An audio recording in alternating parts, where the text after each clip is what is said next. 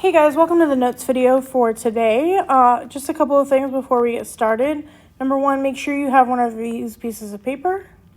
Number two, go ahead and write your name up here at the top, which means you need a pencil.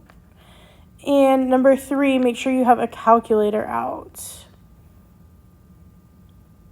All right, hopefully you got those three things by now. If you don't, go ahead and find them, please.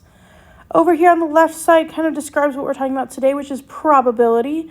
And probability is a measurement of the likelihood of an event occurring. It can be written as a fraction, a percent, and a decimal. We are going to practice doing all three today. The one we really care about a lot, though, is the percent, simply because it helps us actually understand what that likelihood means. So there are some examples down below. An impossible thing, like if you were trying to find the probability of you not being in school today and you're sitting in my classroom right now, that's 0% because you're already there, okay? Or that's impossible because you're already there. So we're going to actually say that this is 0%.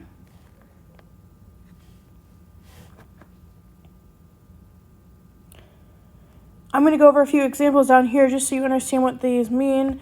A 0% chance means that it's something that's not possible. So if it's raining outside, it's impossible that it's not going to rain today. Okay. Unlikely is usually things that are below 30%. Lower percents are less likely to happen. Things that are more likely to happen are things that are above like 70%. Think of it as rain. If you read the rain forecast and it says there's a 30% chance of rain, like it's probably not going to rain. But if it says there's a 70% chance of rain, you better grab your umbrella. And if it says that there is a 100% chance of rain, that means too late. It's already raining outside. You better have your umbrella or you're going to get wet.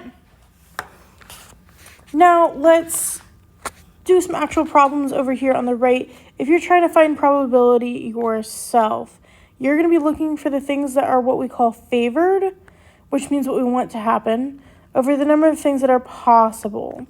So on this first example over here with the cookie jar, there are 4 chocolate chip cookies, 3 snickerdoodles, and 5 oatmeal raisin cookies.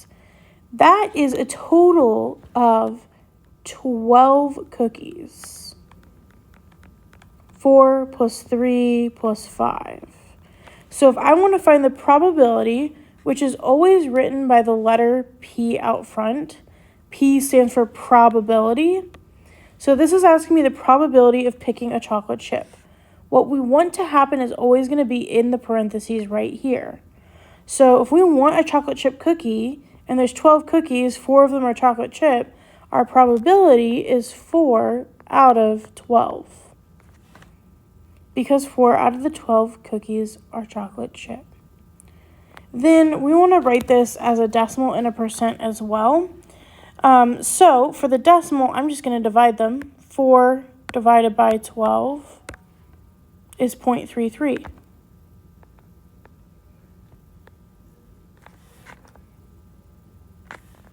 And if I want to find the percent, we're going to talk about this a lot more in Unit 6. But if we want to go from a decimal to a percent, we're just going to multiply by 100. Or you can move the decimal point 2 to the right. So 0.33 times 100 is 33. So 33. So if you've got 12 cookies and 4 of them are chocolate chip, the chances of you reaching in this cookie jar and grabbing a chocolate chip cookie are 33%. If you're just grabbing randomly, like it's not too likely. Because there are 8 other cookies that aren't chocolate chip. Unless you cheat and look in the jar. Okay, the next one asks you for the probability of a snickerdoodle cookie. How many snickerdoodle cookies are there in the jar? 3. So instead of 4 out of 12, this one's going to be 3 out of 12. And 3 divided by 12 is 0.25. And then 0.25 times 100 is 25. So 25%.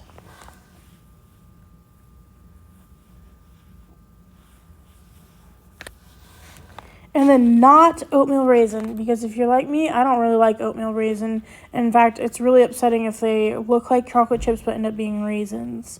So if there are 5 oatmeal raisin cookies in this jar, how many of them are not oatmeal raisin? 7 are not oatmeal raisin. Okay, we're basically adding together chocolate chip and snickerdoodle because they're both not oatmeal raisin. So that gives me 7 out of the 12 cookies.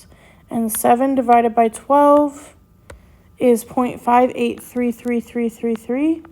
Remember, you want to round to 2 decimals, so that's the 5/8 part.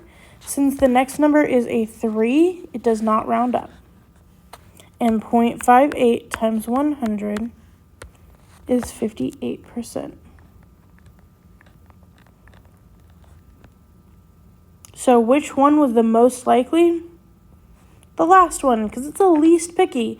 If you just want anything except oatmeal raisin, you're more likely to get what you want because there's more cookies that aren't oatmeal raisin. All right, let's try another example. We've got the word photosynthesis, which has 1, 2, 3, 4, 5, 6, 7, 8, 9, 10, 11, 12, 13, 14 letters in it.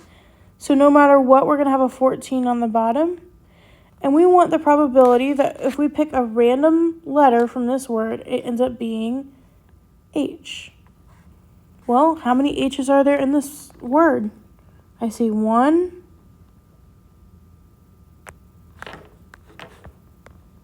2. 2 H's.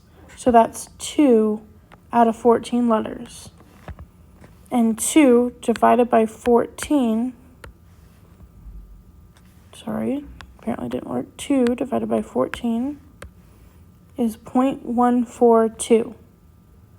The 2 is not big enough to round it up, so we're just going to keep it as 0.14. And 0.14 times 100 is 14%.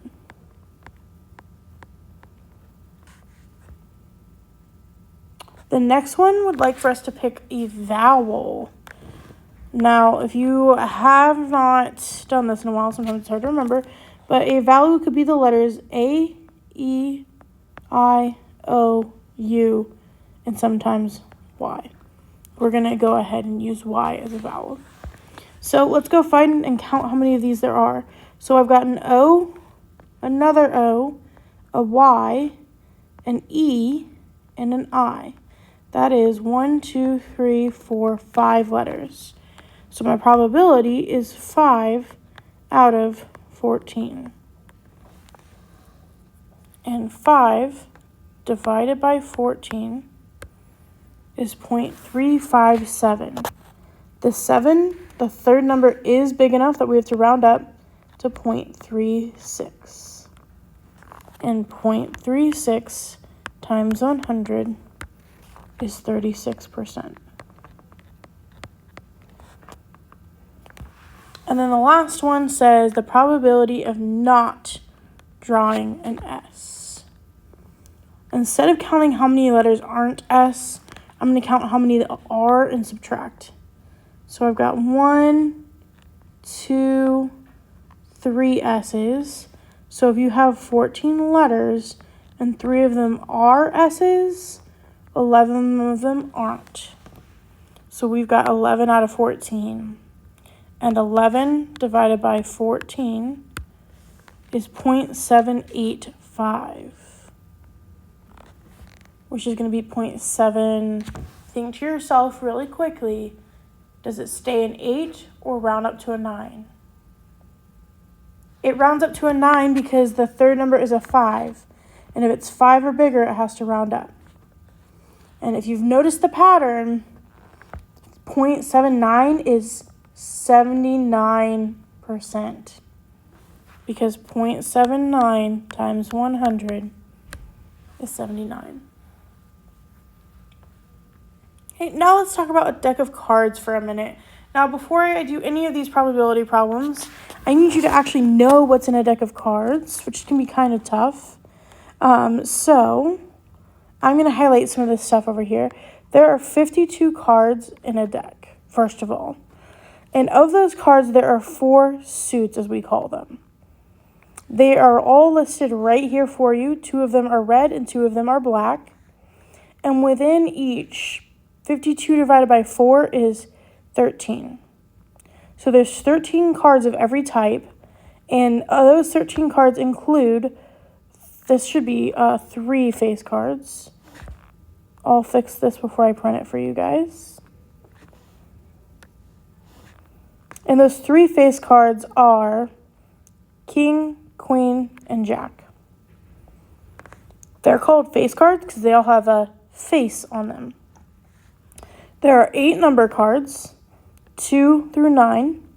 There is not a number 1 because 1 is the ace.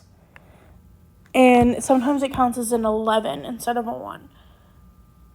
Okay, so just as a hint here at the bottom, there are 4 of each type of cards, because there's 1 of every type in every suit. Okay, so let's come over here to the right. And every single one of these is going to be out of 52 cards, because that's how many cards there are in a deck. If I want to find the probability of randomly drawing a diamond is one of the suits, and I said that there were 13 cards in each suit. So there's 13 diamonds.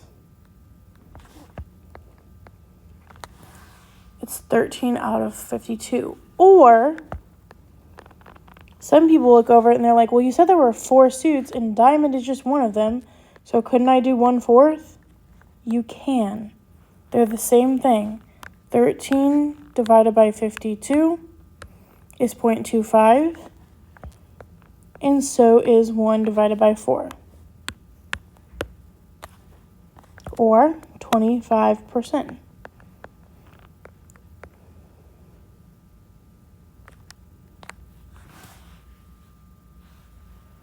Now let's find the probability of drawing a face card.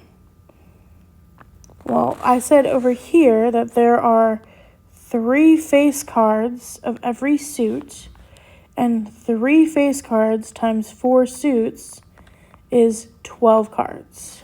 Okay, so I'm multiplying 3 by 4 because there's 4 of each type. So there's a total of 12 face cards out of the 52 cards.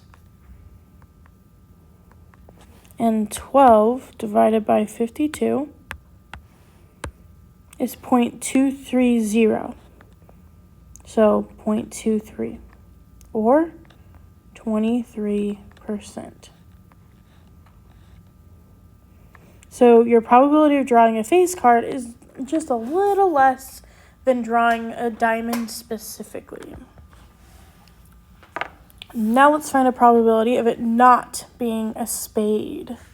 So a spade is this one right here.